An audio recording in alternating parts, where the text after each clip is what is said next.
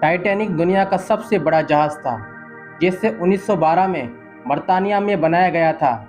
یہ 2 اپریل 1912 کو انگلینڈ سے نیو یارک کے لیے روانہ ہوا۔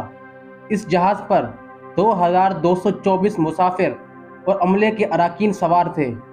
ٹائٹینک 14 اپریل 1912 کی رات کو شمالی بحر اوقیانوس میں برفانی تودے سے ٹکرا کر ڈوب گیا۔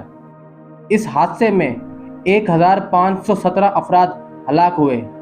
ٹائٹینک کے ڈوبنے کی وجہ اب بھی بحث کا موضوع ہے، لیکن خیال کیا جاتا ہے کہ یہ حادثہ متعدد عوامل کی وجہ سے ہوا، جیسے جہاز کی رفتار، برفانی تودے کا سائز اور جہاز کے ڈیزائن میں خامی۔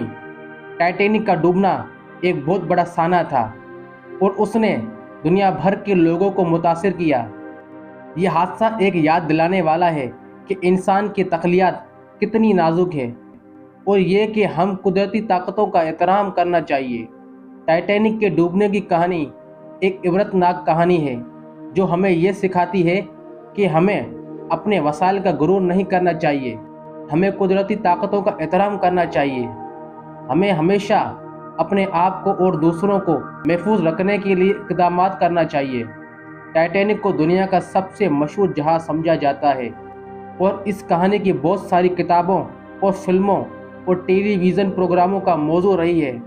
ٹائٹینک کی کہانی ہمیں آج بھی متاثر کرتی ہے اور یہ ہمیں یہ سوچنے پر مجبور کرتی ہے کہ ہمیں زندگی کی کتنی قدر کرنی چاہیے۔